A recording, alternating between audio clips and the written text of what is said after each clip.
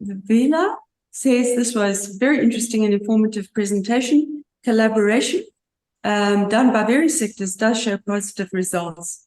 Bongi and Sifunda, your program is doing exceptionally well in investing in the youth. What opportunities are there for individuals above the age of 35?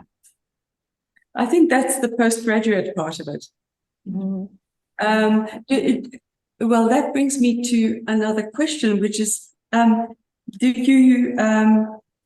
is this funding that you provide for postgraduates, is this apart from NRF, or is it in partnership with NRF? Can I go ahead? Yes, please. So some of it is with the NRF and some of it is funded by the CSIR. Because the NRF now has a strict age restriction on PhDs. I think they have to register PhDs before they're 30. Yes, and also restricted in terms of the numbers that they can award. In the past, it used to be, a large number, I think almost 20 that we'll get. And now we'll be happy to get 7 or 8 postdocs through the NRF PDP program. Right. That is a huge setback, in fact. Yes, but CSIR doesn't have an age restriction, am I right? No, we don't apply it when we do make a call. Okay. Thank you so much for the question. I think there's a bit of a sound issue on the microphone participants or the people who are in the room are using. So I got glimpses of it, but I think it was talking to oversubscription of the demand and supply story. And I think that one it really speaks to the plight of youth unemployment or unemployment in the country, right? Which is bigger, it's a much bigger conversation. But I think from an institutional point of view, what we are actively trying to do now is to create linkages, strategic partnerships with, I think I mentioned industry organizations, private companies, as well as other places that are saying we have money, but we don't have an implementation model that we can use to do what it is that we do. So we've had a number of organizations that approach us. We have currently a partnership with the CSIR through the waste economy sector, where we are the ones that do the recruitment, but they are the ones that pay the stipends of those interns within that waste economy sector. Similar arrangement with this GIZ, where they are specifically interested in interns in the hydrogen economy and sector, and so they will fund X number of interns. Now, this is outside the DSI HSRC funding pool. So I think creating more of those strategic partnerships to build the reality is that the pot that we are getting from DSI is getting smaller and smaller. And with the current austerity measures and the economic climate, it's difficult to expect much. But I think the directive from their side as well has been for us to get ourselves out there in creating these partnerships that are going to ensure a longer and sustained absorption of our interns. I think that's the part that I heard in the question. And then Pinda, I am so excited about everything that you've shared. I think that platforms like this are actually opportunities for one to get to know other people who are doing similar work and possible areas of collaboration. And I think that for me, this is a launching pad for that, where we should be taking some of these conversations forward. And that's the strength of the NSTF platform, in that it enables that connection. So I'm grateful for that. So in your presentation, I heard quite a bit of things that we are doing in the HSRC, two similarities in terms of what it is that you guys are doing in us. In as far as that graduate in training internship program, we also have a master's and PhD and postdoc program within the HSRC. And that one speaks to that age question that was also raised, that we don't have a criteria for people who applied to be masters or PhD or postdoc trainees, because we employ them as staff members. So we pay them a salary as we would to any person who's employed in the organization.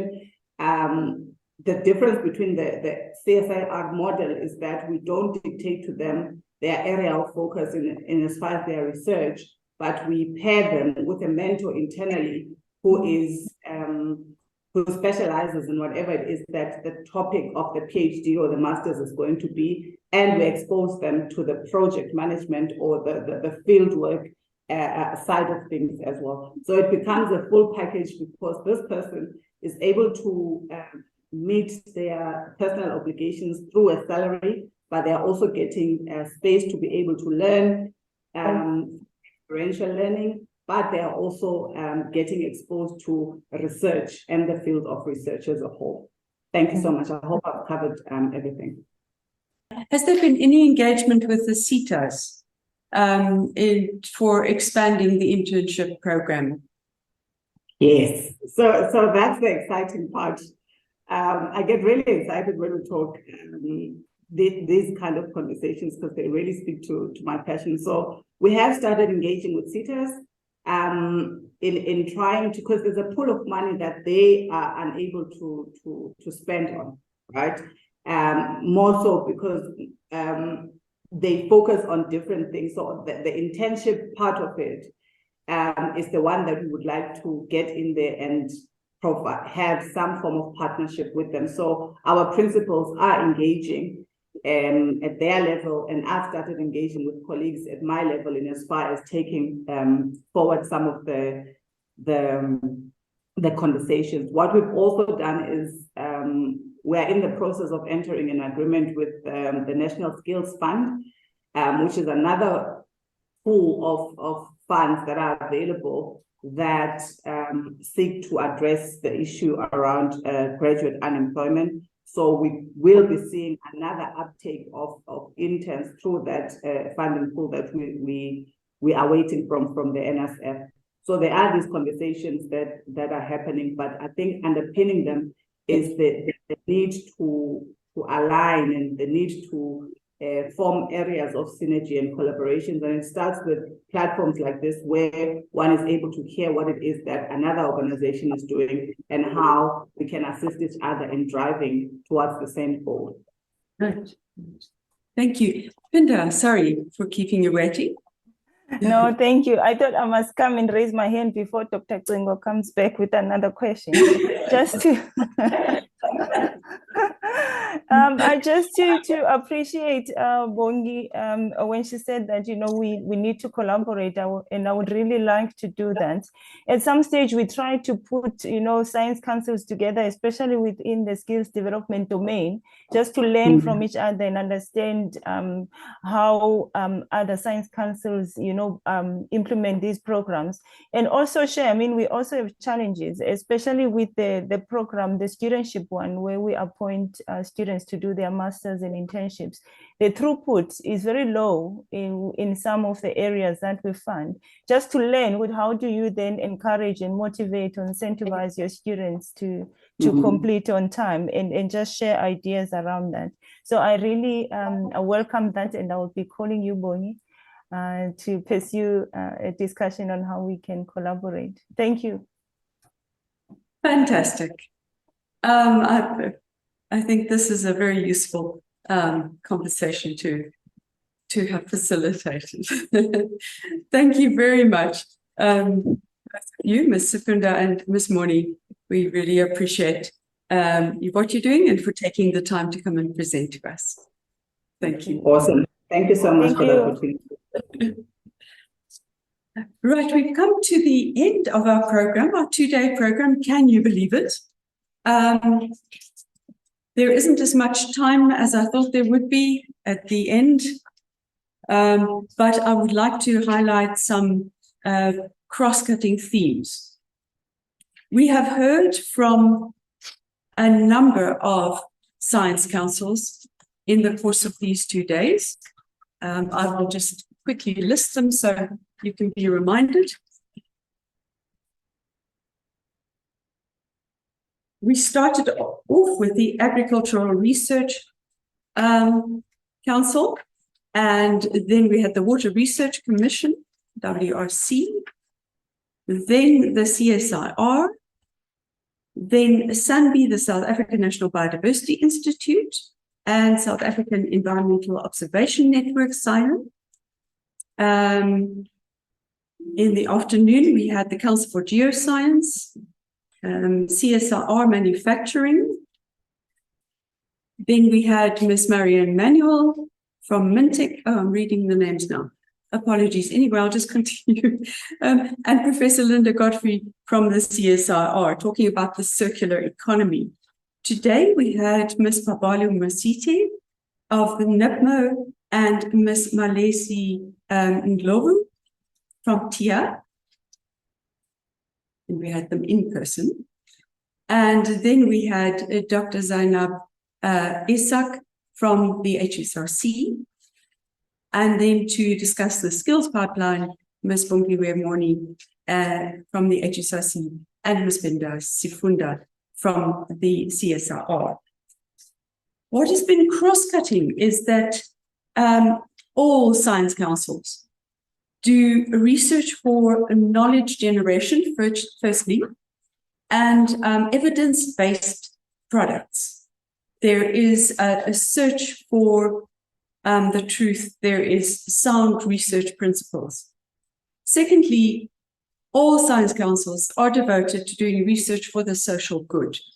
So whatever they're doing, there is an awareness of the National Development Plan, sustainable development, and the great need that South Africa has to improve people's lives.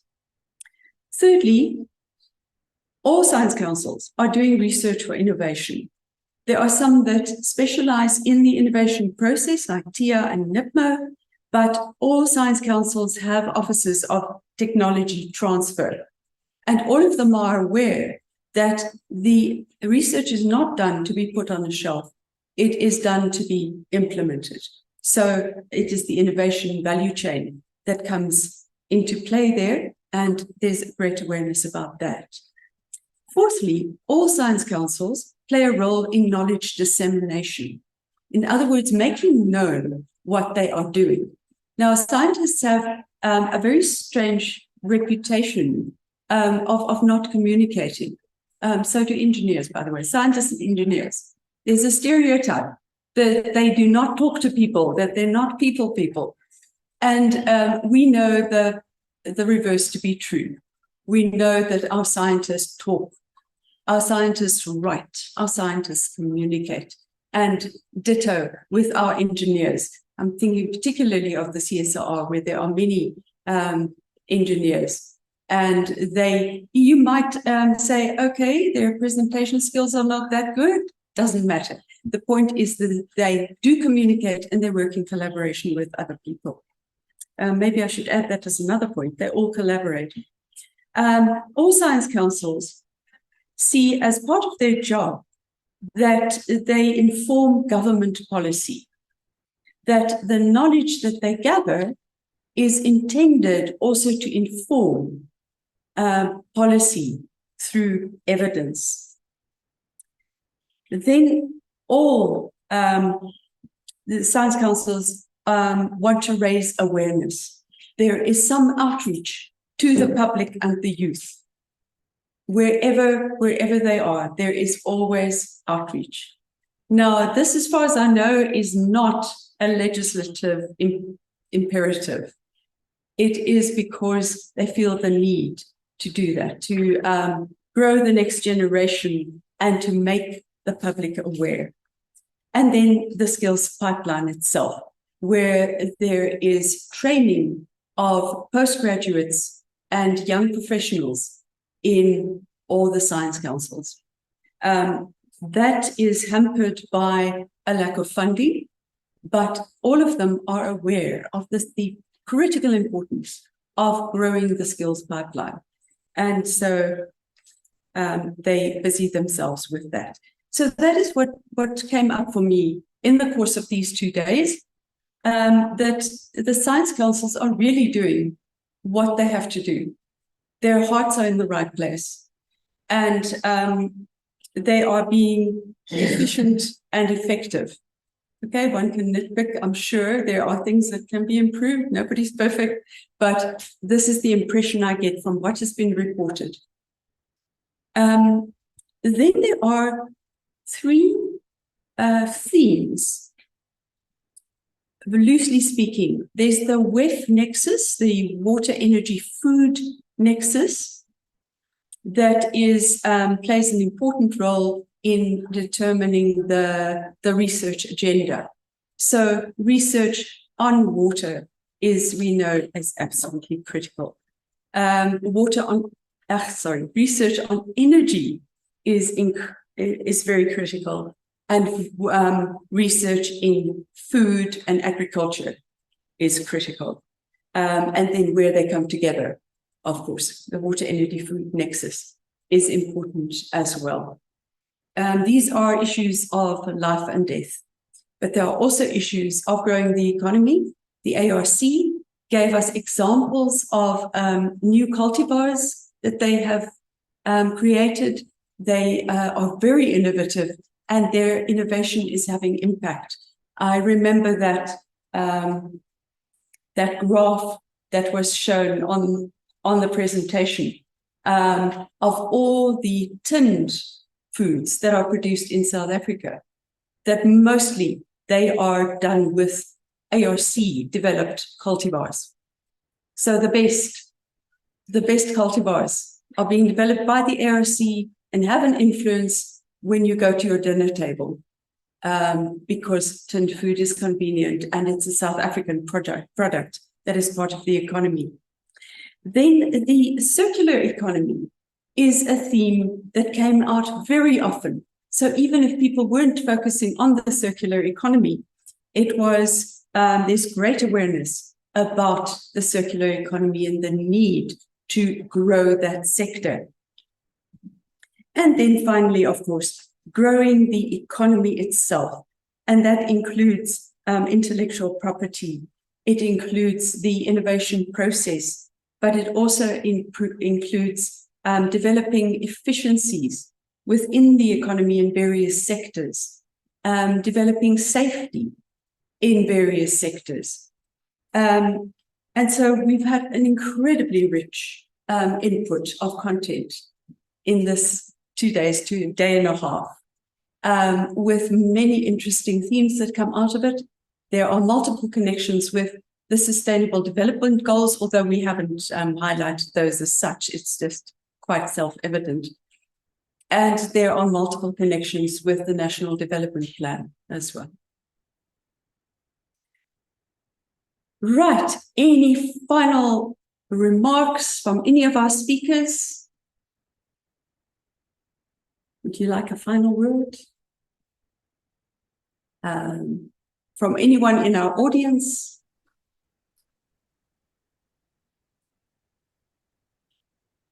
Yes, Ndumiso. So 2 points in the short one, so that people can ask a question.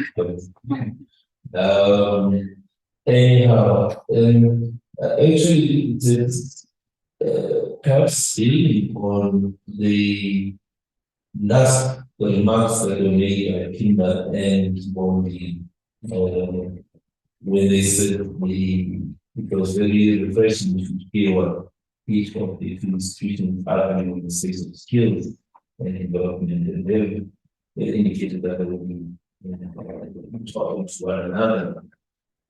Just what we need to perhaps it's almost suggested to you. Well, more now your role as the president of cohort. That it will seem perhaps around skills development, there might be a need for a more focused discussion amongst the science council that belong to cohort. And what I was suggesting was a way forward that perhaps, I'm not sure what capacity they is in cohort could take a lead in organizing a, discussion and engagement around skills development and contribution that science council is sharing best practice that challenges sort of support within this. Thank you very much. Thank you very much, Ndemiso. I absolutely agree with you. That should be taken forward. Yes. Thank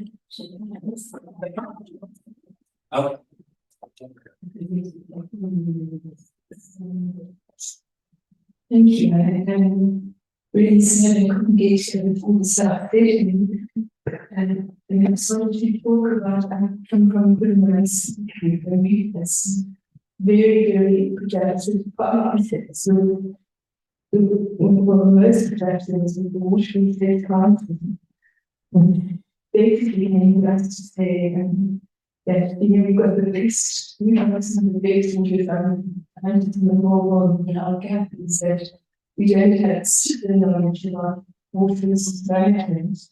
And so we developed a program called Water Resilience Initiative, 3-year program of involving communities in all aspects of water resource management, particularly water resources, and exciting opportunity. We have responded at different times and Kunmani is a huge organization of 150,000 survivors of very serious atrocity.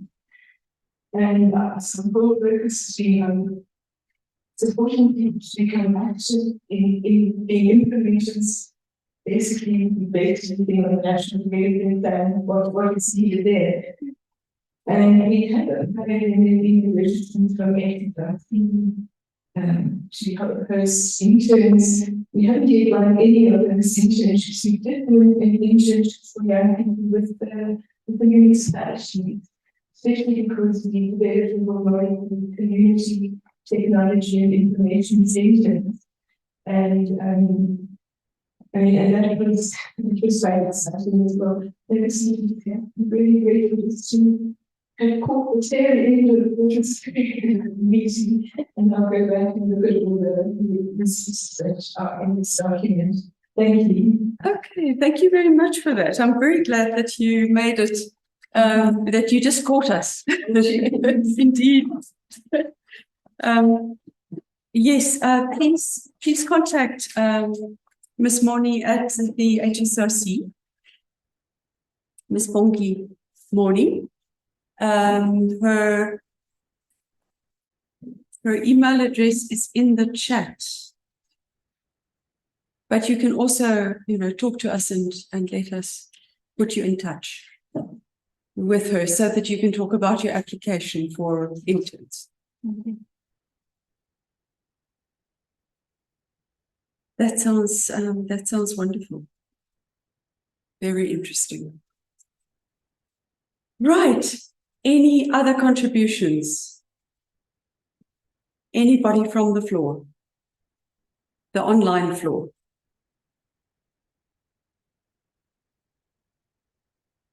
What do you want us to take forward to the heads of the research institutions? As Ndemiso said, I'm the chair of cohort, the heads of the research institutions. And it forms a group that is a think tank and an advocacy and a negotiating group with particularly the Department of Science and Innovation, but also with other line departments. It doesn't pretend to speak on behalf of the government or these departments, but it is a forum for connection and negotiation. So from this day and a half, we have heard some expression of needs, of things that need to be looked at. And one of those is the funding for the skills pipeline and the internships that came out today very clearly. But there were some indications also in terms of the needs for funding for innovation. There was an indicated need for legislation to change in one of the circular economy presentations, where it was about e-waste and that we require legislation to make it possible to recycle e-waste, because there is nothing to set up the mechanisms to gather e-waste and to for that waste to have a value attached to it. So that is one of the things that we can take forward. If you have any comment on that as well, that would be welcome. Okay, there is a hand up. I can't see who you are, but please speak if you're able to.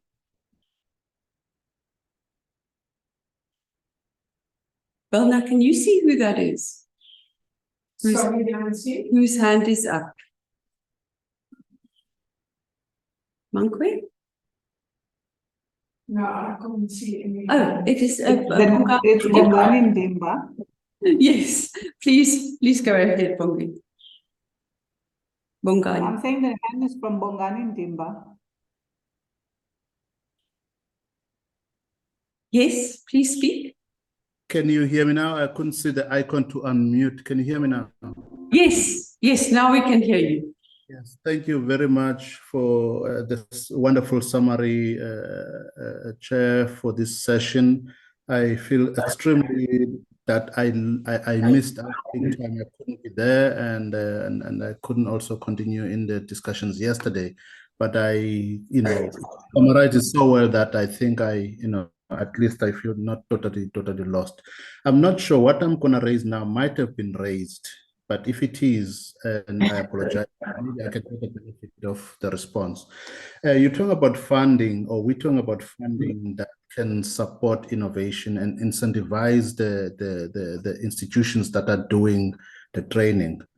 Science councils are at a huge disadvantage compared to universities when it comes to training of postgraduate students. We do not fall within the higher education system where the credits for graduating masters and PhD students, at times entirely by a professor or specialist scientist from the CSIR, ARC, MRC, wherever. We spend so many hours in doing that. But the current funding system, funding formula doesn't incentivize science councils. And I think it is something that has to be discussed. It has been discussed before by the CEOs of science councils. I remember a number of years ago, it was hosted by the National Research Foundation, NRF.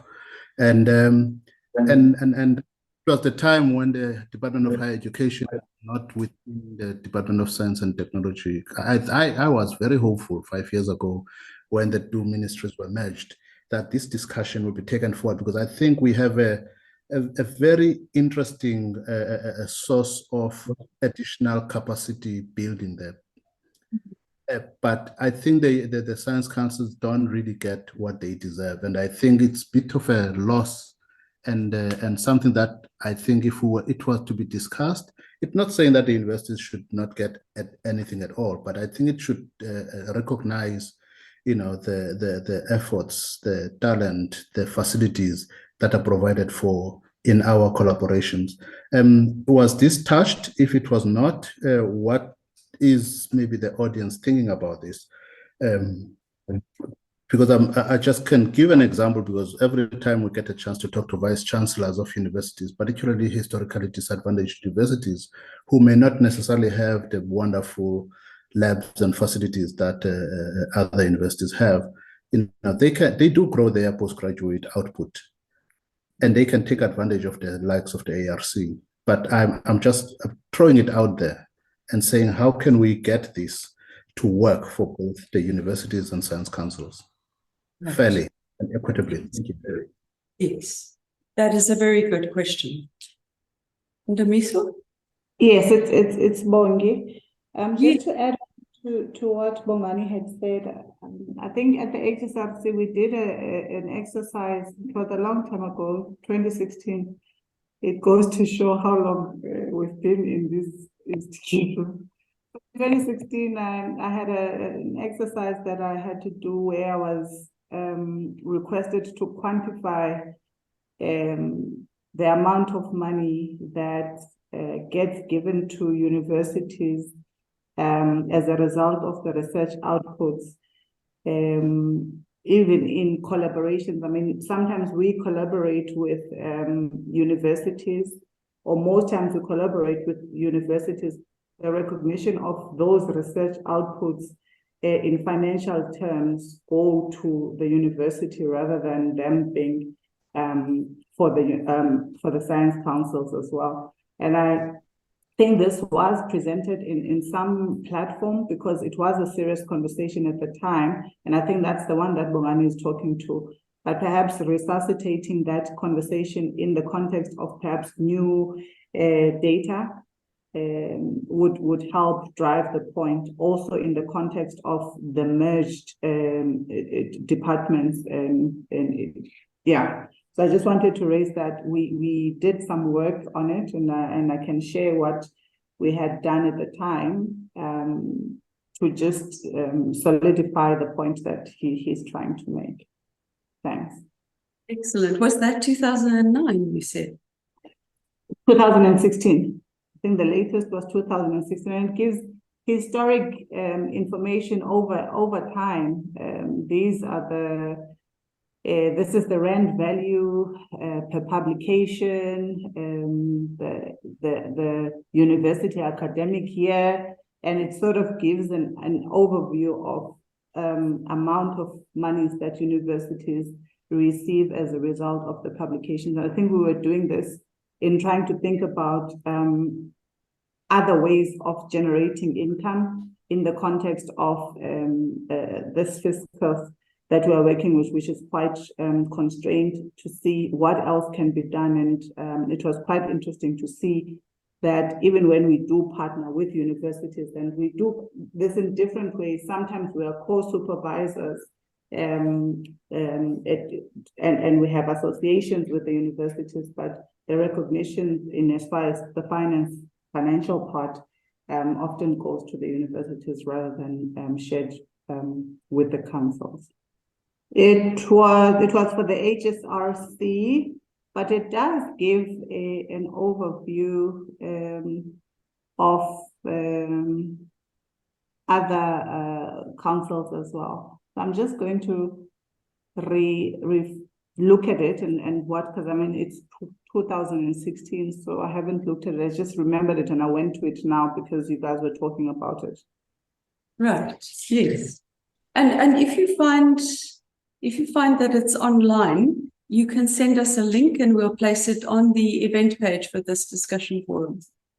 To conclude, the outcomes of this discussion forum are on the event page. You can find it at nstf.org.za, and it's there's a link in the chat that you can copy. We will be putting the outcomes as they become available. There will be recordings of each speaker. At the moment, you have the PowerPoint presentations, so you can already go back and have a look at the presentations that were done in these this past day and a half. But there will also be the recordings, which will be separated into presentations. We'll also produce a media release, which will be a short article summarizing the issues that have come up in the course of this program. So that was a very productive discussion. We're hoping to take it forward in some way. There is a Science Councils Committee in NSTF consisting of representatives of the Science Councils and they will be reviewing these discussions and making a list of recommendations. And as I said, I will be taking a few things to cohort together with Dr. Daniel. With that, thank you very much for your participation, for your active listening, for your presentations and your discussion. We hope you have a good day and a good rest of the week.